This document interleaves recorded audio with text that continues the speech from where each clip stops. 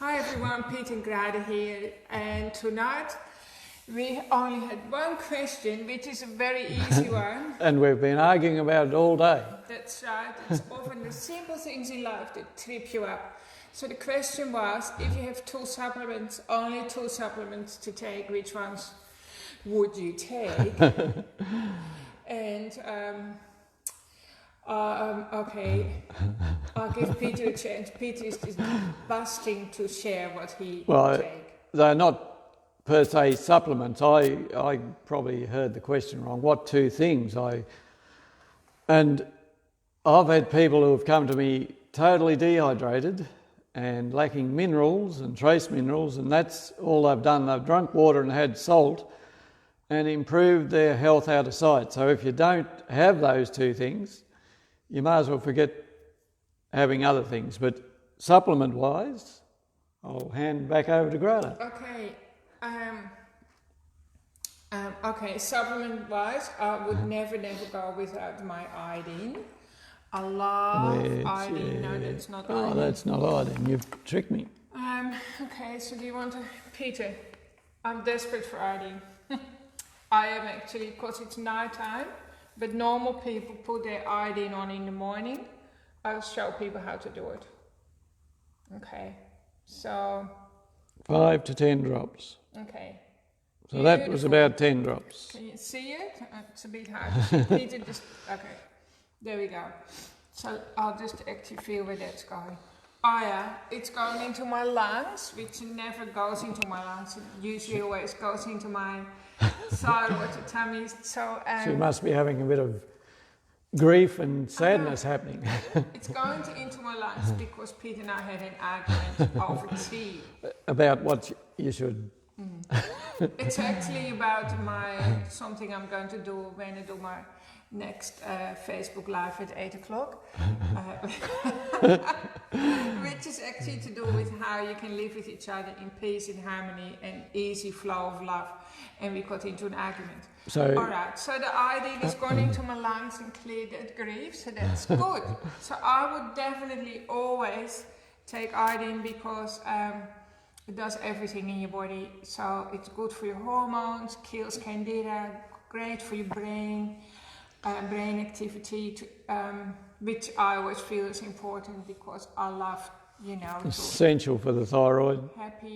Be happy. And hormonal system. Yeah. Alright, so, yeah.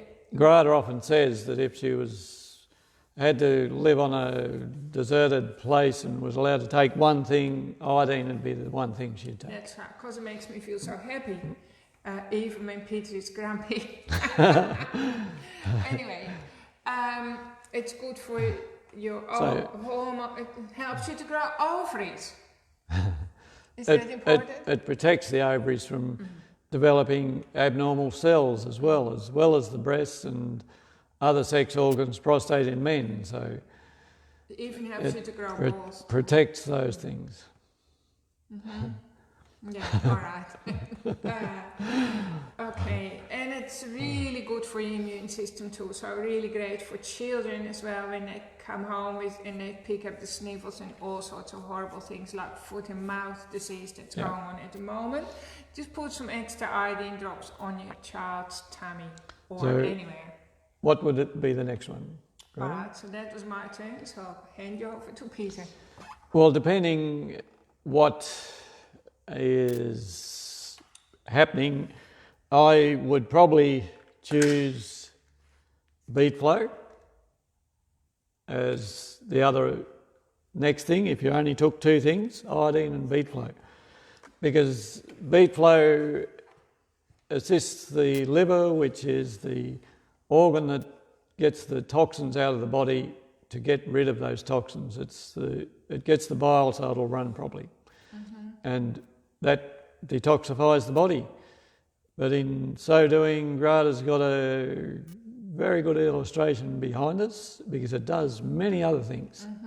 I'll just say hello to Elizabeth in, how do you say it in English? Suborn. How are you? From Scotland. I hope it's warmer there than here. Okay, so look, behind me, I hope you can see it, I drew a picture of our second brain actually. but it's also called your first brain sometimes. So it's like a picture of our digestion. So food goes into the mouth and enters the stomach, right? And this is the liver. Okay, now I was going to say, if you burp a lot, I was burping before, I don't know if you saw me burp before. If you burp a lot, that often means your stomach isn't acidic enough. So I hope you can see all these little flames here. That's a good sign. Needs to be very, very hot. Very acidic. Probably one of the most acidic places on earth, I tell my clients, because if you bit your finger off and it fell down into your stomach, it'd disappear. If you swallow your tooth accidentally or you're fasting, it disappears as well. Yeah. So that's the function of your stomach, to break down your food and to give it an acid bath. And it kills everything that goes into the stomach before it goes through into the intestines and takes up residence. So that has to be very, very acid. I wonder if people can read it. Oh, is it a mirror image, is it? Yeah. Not sure. Okay, sorry. Hopefully you can read it. That says acid. So your stomach needs to be very, very acid. Because I have an issue with this, by the way. Now I'm starting to feel hot. Lots of people who come to us, like thousands of people, they're on antacids, and so that's killing your stomach fire. It's like, and then they get all sorts of other problems. So a problem in your stomach isn't acidic enough, which is actually nearly everyone in the whole universe. They get burping and reflux due to not having enough acid in the stomach. Mm-hmm. And then you get prescribed antacids, and some people are on antacids for like 20 years, and that's about it. By then your body is keeling over, and what you end up is like, well, your whole body literally almost falls apart, because you don't digest your proteins, you don't digest your fats, your body isn't getting any nutrients. And so how does that show? You haven't got any energy. Your bones crumble. It's just a terrible thing. Yeah, keep going. Yeah, your sex life becomes... You can't think straight, you always feel grumpy, you have no energy, Nothing. You feel like you died and you've just woken up. That's what it feels like every day, and it just keeps going. So the first thing you really need to do, what's going on in your stomach. Now stress also reduces your stomach acid, and most of us are stressed most of the time, so we don't really produce enough hydrochloric acid. That's what this is called. The only time when the caveman was stressed was when he was running away from a lion or a tiger, and the last thing your body needs to do then is digest your food, so it cuts hydrochloric acid production. Yeah. So the stomach acid, let me tell you, is actually more acidic than your car battery acid. So that's very, very acidic. And like Peter already said, if I was to drop like a drop of acid on the cement floor, it would actually go through it. It would go through everything except plastic. So you're not meant to eat plastic, because it doesn't break down with hydrochloric acid. So that's the most amazing, miraculous, magical thing about your body, that your stomach doesn't eat itself, and it would eat everything else, like it would even eat through cement. It eats through body parts, so it's amazing that it doesn't eat through your stomach, but it doesn't. Our stomach is actually replaced, every 5 days, the lining. So this lining here is new every 5 days. So there's also no reason to have a stomach ulcer for longer than 5 days. If you have a stomach ulcer and you've had it for months, you have to actually look at what's going on in your life, what's giving you an ulcer, and it's usually to do with stress. Now, so we always recommend look at your stomach acid levels first, and if you really want to be 100% sure whether you are low or high, which I can tell you wouldn't have too much stomach acid. That might only happen perhaps to one person in a million or something like that. But Peter does biomedic testing, he finds all that out. If you want to get into the nitty-gritty. So that's the first thing, that's like a beautiful fire. Let's imagine this is all really, really good. Actually, if it's not good, that's what I meant to say. You need hydrochloric acid. Do you have some to show here? No. betaine HCl is... Betaine HCl is really great for that. And just watch this space because I've written 4 myth-busting stories on stomach acid, which I'll start posting out tomorrow probably, if you want to know more. Because you actually need to know this because nobody else knows this, because I hate to say it, but most medical doctors don't know this and most specialists don't know this. Because I've been inside lots of specialist surgeries when I was recovering from the accident, and of course being nosy, I used to read the literature that they had in their waiting rooms, and it's just all nonsense, promoting proton pump inhibitors and Nexium and all the rest, which creates your bones to crumble, so that, that's more surgery and so on. Yep.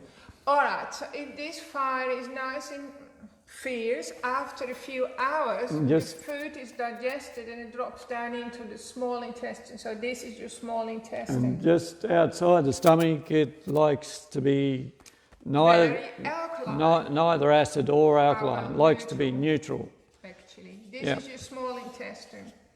Neutral pH. So the way it overcomes the stomach acid, the stomach lets out a tiny little bit of acid food at a time. The sphincter opens. It's like fire. And every time the sphincter opens, this little ball here, which is your gallbladder, gives a squeeze, and a gush of concentrated bile races down and mixes with that into you. And it looks green, stomach, so that's why I made it green. Stomach contents that's just deposited into the small bowel. So the bile, keep talking. It's 100,000 times difference in pH. Yeah, so it's very alkaline. It's or very caustic. So it's like pouring bicarbonate of soda down onto that acid, and it causes quite an explosion and sizzle and bubble, and that's good. That's what completes the digestion of your food. It blows the food to smithereens. And if that doesn't happen, you won't digest your food properly. Mm-hmm. Your small bowel will remain too acid. And you get Crohn's disease. You get any form of irritable bowel and inflammatory bowel disorder. Plus, it kills off all the good gut bacteria, which is 80% of your immune system and your second brain. It's actually your real brain, apparently, because apparently we get way more messages from here, from this section of your body, than from here. And this is meant to be a processing plant for what comes up for your gut. It's a lot more neurotransmitters in the gut than there are the brain, but it relies a lot. I love your gut. It relies a lot on the good intestinal bacteria. Mm-hmm. And so the beet flow, that keeps that bile so it'll run properly. So this is the bile, right? And for some reason we've been brought up on mainly carbohydrates, and we've clogged our liver up so it doesn't release that bile. It's also due to toxins. Filter the blood well, and the bile becomes sticky and gluggy, and then fatty liver. We need to get it runny to get good digestion. Have fatty livers. So we suggest beet flow for pretty much everyone because it's so good. It gives you a new lease of life, and you just keep taking beet flow till you die when you're 105 or something like that. Running around the block and you trip over. They say 130 or 40 we should be able to live to. Especially when your liver is healthy. So the things that stop your bile from getting, so your liver gives a squeeze, or your gallbladder, and nothing is coming out, which means your small intestine is on fire. It becomes all inflamed. Yeah, the reason the bile doesn't flow, I just quickly want to tell you this, too many carbohydrates, toxins, and poisons in our water, in our food, and in our cosmetics and other things, so the liver. And then a big one is the contraceptive pill, which is absolutely huge, that stops your bile from flowing. It constricts all the little biliary ducts. Yeah. And then, of course, stress, I've seen some really, really super skinny clients who were still diagnosed with fatty liver. And so you can do the liver cleanse with olive oil and Epsom salts, which is horrible, by the way. But that actually doesn't treat your bile properly still. Like, you just go back to having... It cleans the bile ducts. Cleans the pipes, but you just go back to having sticky bile again. Yeah. So you just need to take beet flour. And we quite often recommend people have this for a few weeks before they ever think of doing that liver cleanse with Epsom salts and oil. Peter, you have 6 beet flour a day, and I'm a bit naughty. I just have 4 a day, and sometimes if I forget, I just swallow them all in one. The other thing, I just asked Grata the question. The question was, what 2 things would you take? I said, well, if you can take 3 things, why would you only take 2? So the other thing that I always take is an enzyme. This is Omnizyme, with every meal, because our pancreas, which Grata hasn't drawn in there, it lies in here. That produces enzymes, but it doesn't produce the enzyme that breaks down vegetable matter. So we really need to take an enzyme that has cellulase, which is the enzyme responsible to break down vegetables. If we picked and ate vegetables straight out of the garden and ate them fresh, they'd be full of the enzyme cellulase to help break them down, but we don't tend to do that much anymore.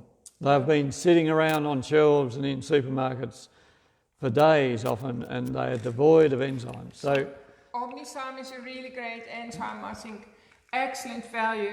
Omni means every, like all enzymes. So it contains every single enzyme that your body needs for digestion, plus some extra things that help your liver as well. It's got milk thistle, plus it's got some toxin absorbers, so it sucks up the toxins out of your tissues, and they end up in the toilet.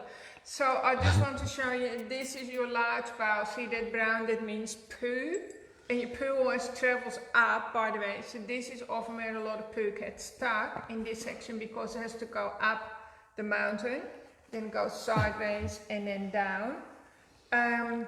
And so how do you know if your bile isn't flowing? If your poo is the color of cardboard or lighter, that means your bile isn't flowing. Probably that if it becomes that color or lighter, then it's but it should be not this flowing. color.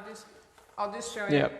Yep. Should be dark. Yeah. The bile gives it the dark color. Mm-hmm. So just inspect what comes out of your body, because it's really, really important. That gives you the first clues that something is if that stomach acid isn't neutralised, then the small bowel, which is here, that becomes inflamed, and then if it continues on through the large bowel, that's when people get ulcerative colitis as well. And this is Crohn's disease. And mainly it's Crohn's is confined to the small bowel. Okay, tell us that story about somebody with Crohn's disease. Had a few people. Well, we've had people with Crohn's disease as well as ulcerative colitis. One client, he had really bad ulcerative colitis, diarrhea with bleeding and pain. It had been exacerbated for 6 months, and he started taking beet flour and enzymes and probiotics, and within 4 days his bowel was feeling a lot better. Which is amazing. It had no pain, no bleeding, no diarrhea. Another chap, he'd had a 9-year history of symptoms, been everywhere looking for answers. He'd been on a lot of drugs, which he didn't like being on, so he'd go off them and his symptoms would return, or they didn't even help often. And within 3 weeks, his bowel had normalised. Mm-hmm. And he was controlled by explosive diarrhea. his life was controlled by it prior to that. So you can understand he was mighty thankful. I know, but there are millions of people whose lives are controlled by the toilet, right? Yep. They can never be far away from it, which is really restrictive, to say the least, and humiliating. Yeah. So if your stomach acid isn't acidic enough, your bile definitely won't flow either, because this triggers your liver. It's like all these kind of triggers that happen from, top to bottom. And I just wanted to blow up the myth that when people say to you, you're too acidic, which is often what people hear, and they start alkalizing.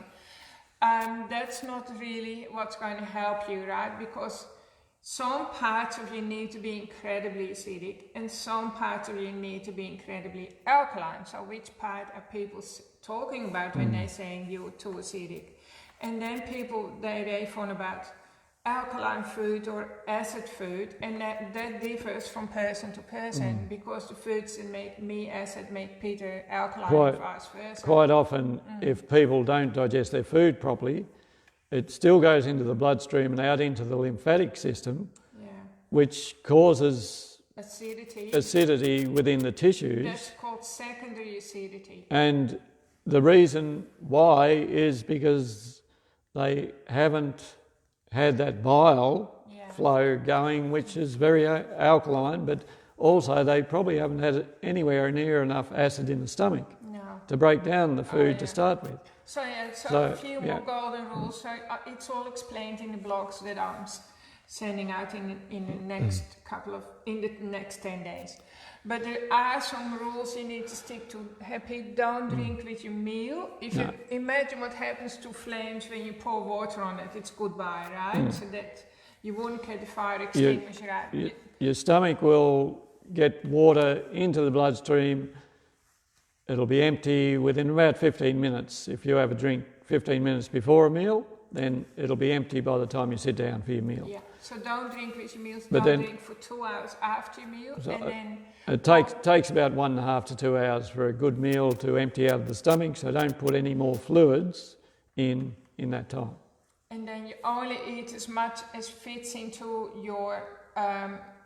Two cupped hands, like so, and that's a lot actually. Like over the years, Pete and I, we've just been eating less and less. And especially if you make a lot of that good fats, then you won't eat any more than that, because that's all the stomach can fit. So if you put more in, it can't do its job properly. It's stretched.